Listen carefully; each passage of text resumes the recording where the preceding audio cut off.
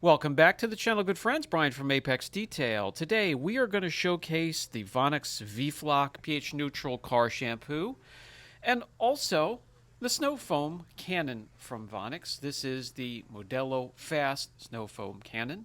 Before we get started, this video is brought to you by BC3, our blue collar 3 detail spray booster. Gallons are now on sale through the holiday weekend. Have a safe and happy holiday weekend. Let's get into the snow foam gun first. You get a pamphlet of instructions, of course. You get the brass control for the top of the unit. Controls your spray, your fan, and adjusts the amount of product that will go through up through the draw tube. You get the canister itself, which can be customized, as you can see here, and you get the draw tube. All you need to do to get this thing together and functional is connect the draw tube to the brass fitting. Some specs on the Cannon.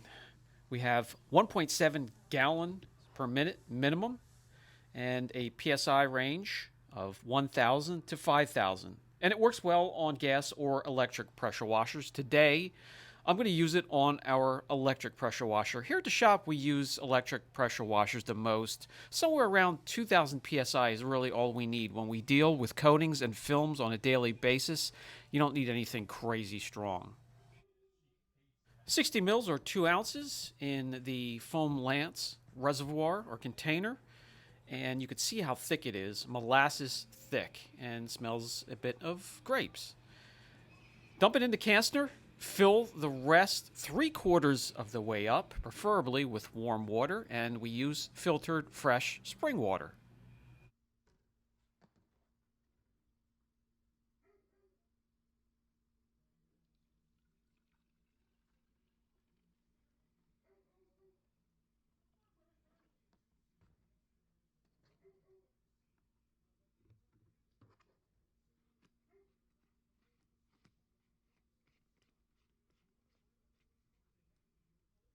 That's all there is to it. We are ready to get to work. And as you can see, the foam cannon works fantastically well. A nice thick layer of dry foam. That's the way I like it. You could adjust it any way you'd like it. It does run down the side of the vehicle, carrying some dirt and grit that it has emulsified with it, and hopefully dripping off the vehicle.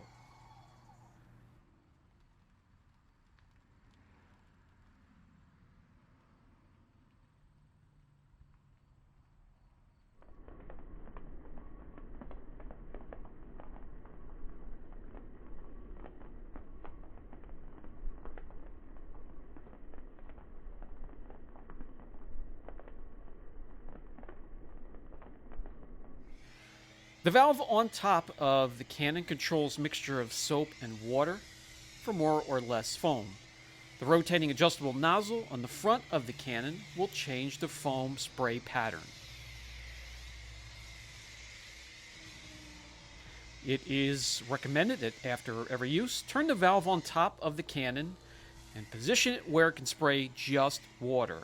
This will flush the cannon before storing your unit.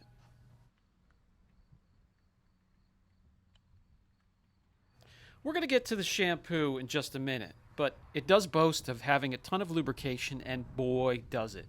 So we're going to let this dwell as long as we can in daylight and a nice warm day. But that gives us time to break out the soft detailing brush and go in after corners and edges. This will be getting film, so it's very important to really clean out all of the edges and nooks and crannies so dirt doesn't flush back into the film, especially around the front of the vehicle, around the headlights and the grille. By the time I do that, it is time to rinse. And don't worry, it has started to dry in some small areas, but water will reactivate the shampoo so you can rinse it free.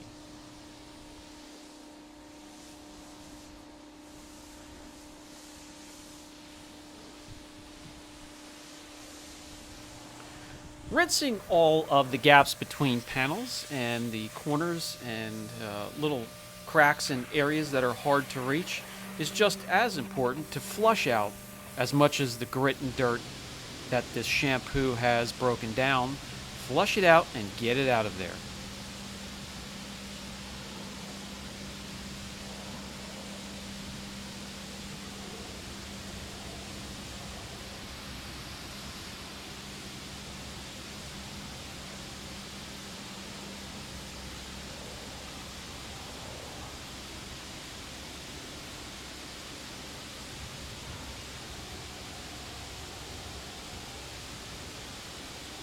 Now to the shampoo itself. Viscous and pH neutral, has a great scent, and is made to give you a ton of lubrication so your wash mitt glides across the surface and cuts down on friction, which will also cut down on marring, especially on softer clear coats.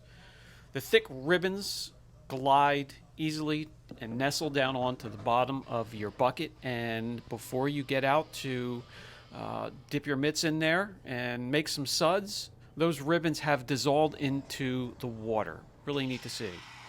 And I can tell you, you'll get plenty of suds, but the thing that really catches my attention is the lubrication. And that's what everybody finds something with car shampoos that they need. For me, it's going to be lubrication, because most everything that we're using to wash the vehicles with needs to have a ton of lubrication to cut down on marring. A lot of the stuff we're washing is a finished product, and we want to keep it looking perfect. So let's get the wash mitts in there and get to work. For others out there, it may be the amount of suds that's important and how long they last in the bucket. And for others yet, the effectiveness of how it can clean. So there are some that work on really dirty cars. Most of ours are rather clean when we get them. We actually, our customers pretty much know to wash the car before they get it to us. But when we're washing something, lubrication to cut down on the friction and marring is important for us here, but it's subjective.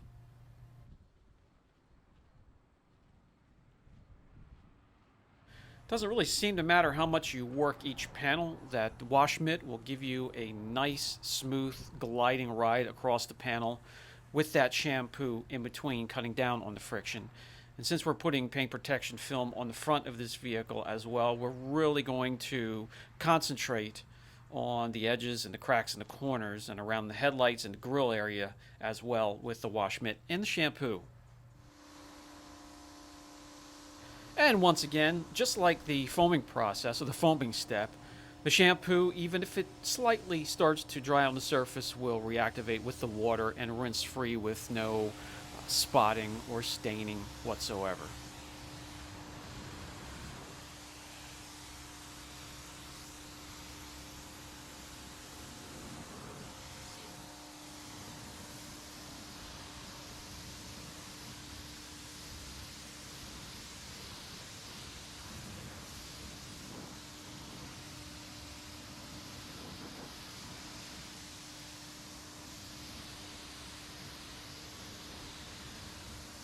So my favorite things to do, share my experience with these products, using them.